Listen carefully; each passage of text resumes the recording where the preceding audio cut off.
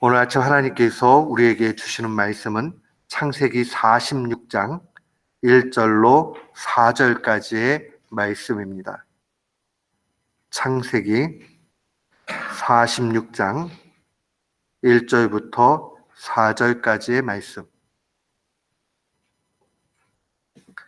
우리 1절부터 4절까지 같은 마음으로 함께 봉독토록 합니다. 이스라엘이 모든 소유를 이끌고 떠나 브엘세바에 이르러 그의 아버지 이삭의 하나님께 희생 제사를 드리니 그 밤에 하나님이 이상 중에 이스라엘에게 나타나 이르시되 야곱아 야곱아 하시는지라. 야곱이 이르되 내가 여기 있나이다 하매 하나님이 이르시되 나는 하나님이라. 네 아버지의 하나님이니 애굽으로 내려가기를 두려워하지 말라. 내가 거기서 너로 큰 민족을 이루게 하리라. 내가 너와 함께 애굽으로 내려가겠고 반드시 너를 인도하여 다시 올라올 것이며 요셉이 그의 손으로 네 눈을 감기리라 하셨더라. 아멘. 오늘 창세기 46장으로 오게 되면 먼저 우리가 살펴볼 수 있는 것이 하나님께 인정을 받고 나아가는 그러한 야곱의 성숙한 믿음의 변화를 보게 됩니다. 우리가 잘 알지만 야곱은 처음부터 그렇게 믿음 있는 사람 아니었습니다. 근데 그가 자신의 인생을 회고하고 또 고백한 대로 그 거친 인생길, 험탄한 그러한 삶을 살아가는 과정들 속에서 하나님께서 그를 빚어가시고 만들어 가시는 것을 보게 됩니다. 거친 형상이 깎여지게 되지요. 그 정점의 모습이 오늘 창세기 46장에 와서 보면 잘 드러나게 됩니다. 이 오늘 본문의 말씀을 보면 이 이스라엘이 모든 소유를 이끌고 떠나서 브엘세바에 이르게 되는 것을 보게 됩니다. 이 브엘세바는 특별히 히브리 민족에 있어서 아주 역사적인 장소이기도 했습니다. 브엘세바는 맹세의 우물 또는 7개의 우물 이런 의미를 가지고 있는 곳입니다. 이곳은 자신의 할아버지 아브라함이 거주했던 곳이고 그곳에서 하나님 앞에 예배드렸던 곳입니다. 또한 창세기 26장에 와서 보면 이삭이 거주했던 곳이죠. 이삭이 또 거주하면서 그곳에서 하나님 앞에 예배하고 나아갔던 것을 보게 됩니다. 과연 왜 야곱이 이 브엘사바로 오게 됐는지, 이곳에서 예배를 했는지 성경은 명확하게 알려주지는 않습니다.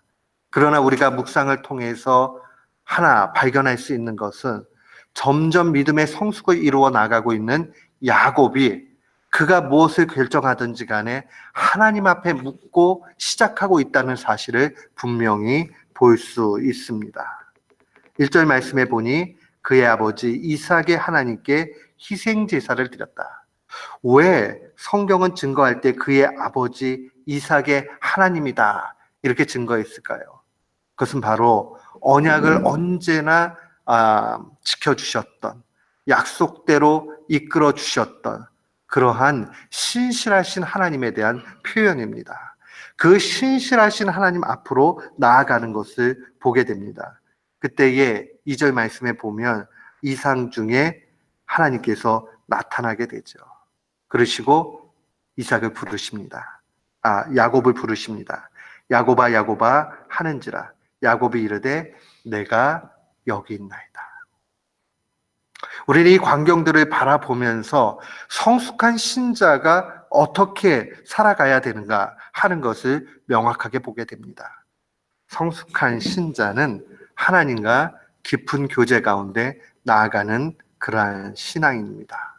깊은 교제 중에 나아간다는 것은 어떤 특별한 경험만을 의미하는 것 아닙니다. 오히려 작은 일이든 큰 일이든 언제나 하나님과 상의하고 그의 뜻을 존중하고 하나님의 말씀에 귀를 열면서 내가 여기 있습니다. 말씀해 주옵소서 하는 그 자세가 중요합니다. 우리 모두는 성숙한 신자가 되어져서 어떤 일을 만나든지 간에 하나님께 묻고 나아가는 귀한 교우들 되시기를 주님의 이름으로 축원합니다. 아멘. 이 신앙의 정점은 5절 이후로 나타나게 되지요. 하나님께서 두려워하지 말라고 말씀하셨어요. 그때의 5절 보니 야곱이 브엘세바에서 떠나서 이스라엘의 아들들이 바로가 그를 태우려고 보낸 수레에 자기들의 아버지 야곱과 자기들의 처자를 태우고 떠나는 광경이 기록이 됩니다. 두려워하지 말라니까 더 이상 두려울 것이 없습니다. 그리고 하나님의 응답의 그 메시지대로 순종해 나아가는 것을 보게 됩니다. 성숙한 신앙은 하나님께 묻고 하나님께서 원하시는 대로 순종하는 겁니다. 그것이 오늘 성숙해져 나아가는 노년의 야곱을 향한 하나님의 말씀이요, 또한 우리에게 강력하게 도전하는 말씀이라 볼 수 있습니다. 오늘 이 말씀을 통해서 우리가 얻을 수 있는 몇 가지 교훈이 있습니다. 먼저 3절 말씀을 보십시오. 하나님이 이르시되 나는 하나님이라 네 아버지의 하나님이니 애굽으로 내려가기를 두려워하지 말라. 내가 거기서 너로 큰 민족을 이루리라 하는 이 메시지. 하나님의 신실하심에 대해서 다시 한번 보여줍니다. 신실하신 하나님은 다른 것 아니에요. 우리가 믿을 만한 하나님이라는 거죠. 왜요? 하나님이 약속하신 바는 반드시 이루시기 때문입니다. 우리는 창세기 46장을 전체 묵상하면서 반드시 이루시는 그 신실하신 하나님을 발견해야 되고 우리의 인생 가운데서도 이 하나님을 만나야 됩니다. 신실하신 하나님. 그 하나님을 만날 때에 우리에게 두려움이 없어집니다. 신실하신 하나님을 만나지 못하면 언제나 두렵게 돼 있어요. 새로운 일을 하는 것, 그거 얼마나 어려운 일일지 모릅니다. 우리가 익숙하게 하던 일들도 굉장히 두렵게 다가오는 것이 인생의 일입니다. 그런데 하나님의 약속하심, 신실하신 하나님을 경험하게 되면 그 두려움이 사라지게 됩니다. 그 신실하신 하나님은 또한 우리에게 임마누엘 되신다라고 알려줍니다. 4절 말씀 보십시오.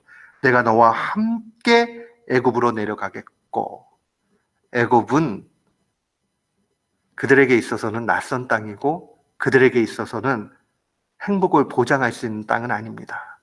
그러나 하나님이 함께 하신다 하는 것이 중요합니다.